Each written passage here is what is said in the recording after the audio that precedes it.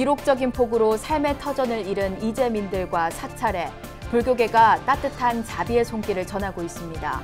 서울 조계사는 1000명이 넘는 이재민이 발생한 전남 구례군에 생필품과 구호물품을 전했고 봉은사와 함께 공익법인 아름다운 동행에 수재의연금 4천만 원을 전달했습니다. 조계종 종정 진제대종사의 원력불사가 이어지고 있습니다. 진제대종사는 고향인 남해 성담사의 대웅전 본존불 점안법회 참석해 성담사를 시민들의 참선 교육 도량으로 조성하겠다는 뜻을 밝혔습니다. 차별금지법이 이번 21대 국회 통과되기를 기원하는 조계종 스님들의 두 번째 오체투지 행진이 열렸습니다. 정치권의 소극적인 반응을 겨냥해 여야 당사를 잇는 거리에서 진행됐습니다. 정부가 미혼부 자녀의 출생신고 전이라도 나이 제한 없이 건강보험을 적용하고 양육비도 지원하기로 했습니다. 이정옥 여성가족부 장관은 불교계 유일의 미혼부 가족복지시설인 진각종 선제누리 입주민을 직접 만나 애로사항 등을 청취했습니다. 정부가 부동산 안정을 위한 공급 정책으로 대규모 공공임대주택 건설을 제시하면서 공공주택의 새로운 미래 모델을 찾는 작업이 본격적으로 시작됐습니다. 수도권 3기 신도시를 비롯한 공공주택 공간에 사회통합과 포용이란 시대 정신을 담아야 한다는 논의의 장이 펼쳐졌습니다.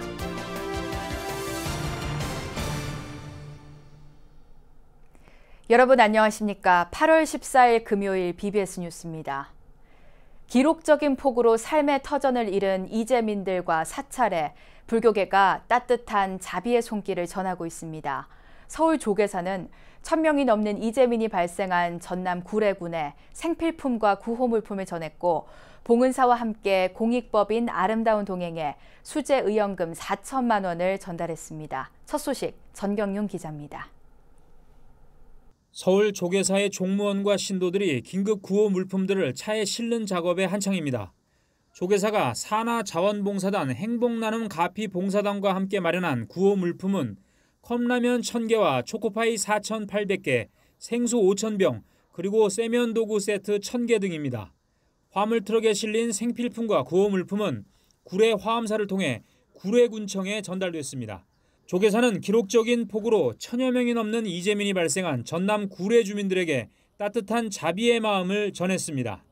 정말 여기서 멀리서라도 마음이라도 이렇게 응원하고 이렇게 격려를 보내드립니다. 그래서 크게 도움이 되지는 않겠지만 그래도 저희가 이렇게 마음을 저희가 전달하는 거라 하여튼 이걸 잘 극복해 나가셨으면 좋겠습니다.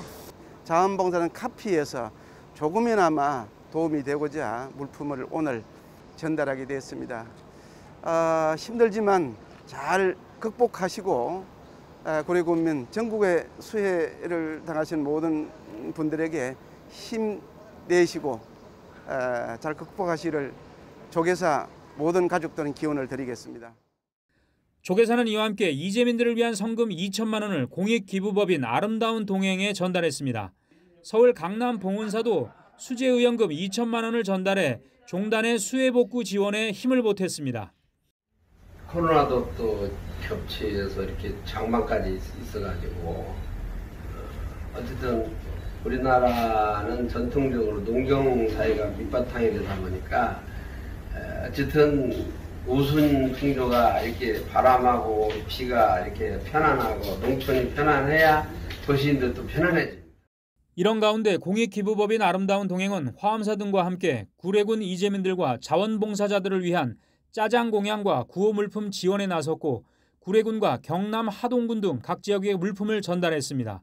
화엄사 스님들은 수해 복구 작업에 직접 동참했고 조계종 사회복지재단도 구례군 다문화 가정 돕기에 나서는 등 불교계의 자비의 손길이 꾸준히 이어지고 있습니다.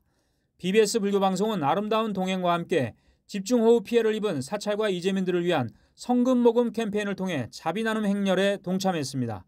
BBS 불교방송은 다음 주에 수도권 지역 사찰을 찾아 수해 복구 활동을 펼치고 오는 20일에는 사찰과 이재민들을 돕기 위한 6시간 라디오 특별 생방송도 진행할 계획입니다.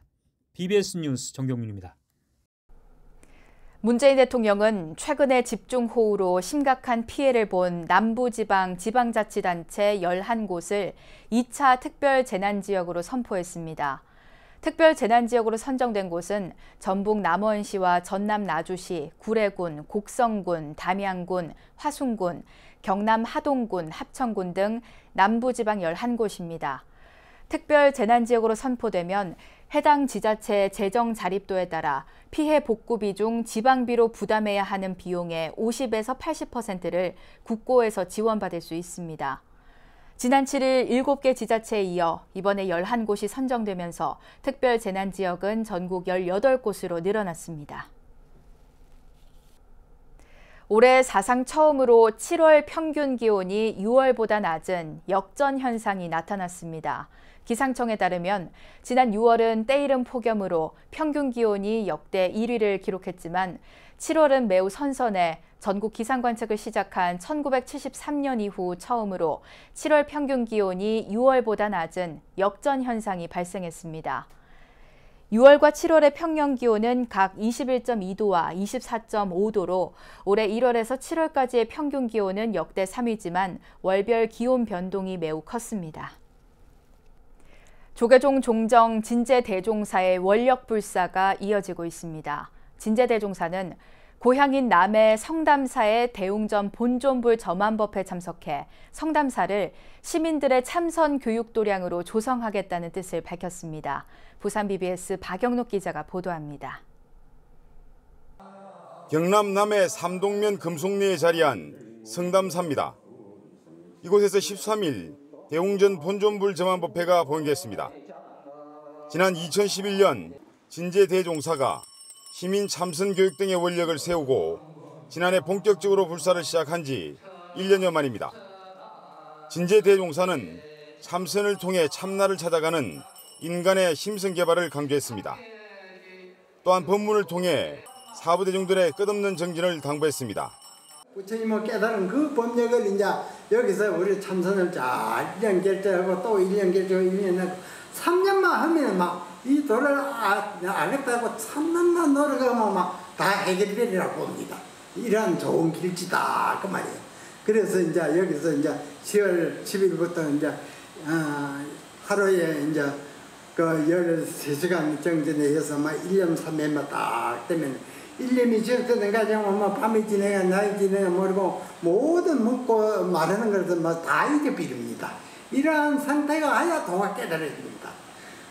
성담사는 오는 10월 설림선언 불사를 향하고 참선 수행 결제를 계획하고 있습니다.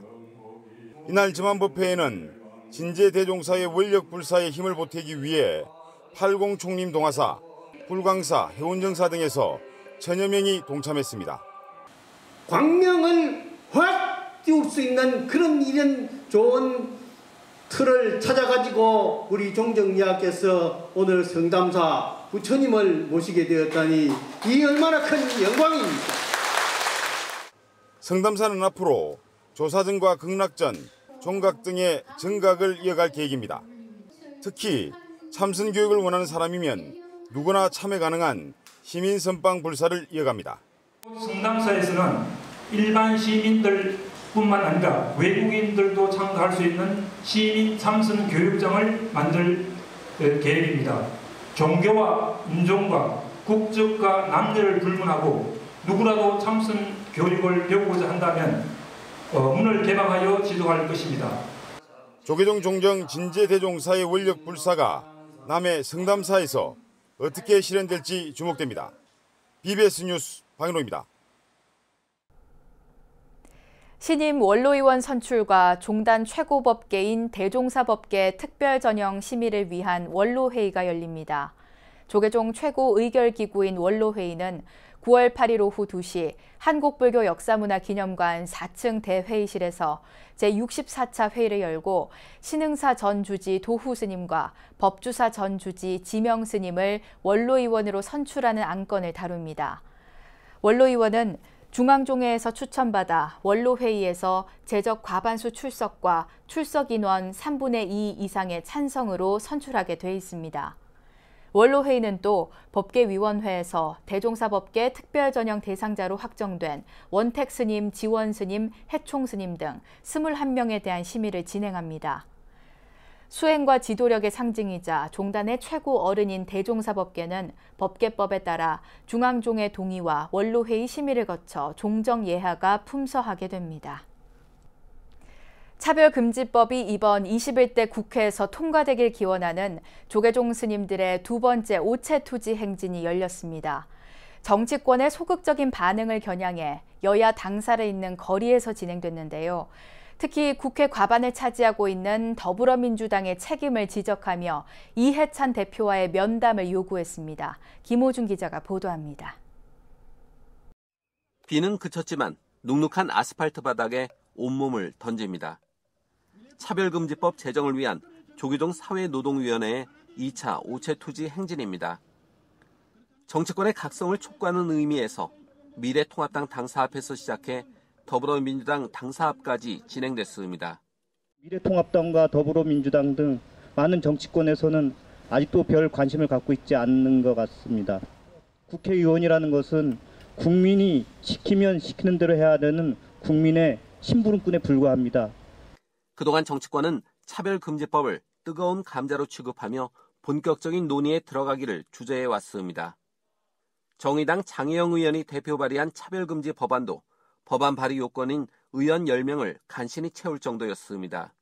실제로 심상정 정의당 대표는 지난달 조계종 총무원장 원행 스님을 예방한 자리에서 이 같은 정치권의 눈치 보기를 비판하기도 했습니다. 종교계 일부에서 반대하는 목소리 때문에 정책 부담을 많이 갖고 있는 것 같습니다. 오체투지의 종착점인 더불어민주당사 앞에서는 집권 여당을 향한 성토의 목소리가 더욱 커졌습니다. 절대 과반인 민주당이 입법 독주를 벌이면서도 차별금지법만큼은 손을 놓고 있기 때문입니다. 더구나 김회재 의원이 법 제정에 반대하는 취지의 토론회를 개최하겠다고 밝힌 것도 기름을 부었습니다. 차별금지법을 대충 뭉개고 가려는 순간 당신의 더불어민주당 인기는 30%가 아니라 10%로 잘라갈 것입니다. 당사 진입이 막힌 조계종 사회노동위는 문제 해결을 위한 이해찬 대표와의 면담을 요구했습니다.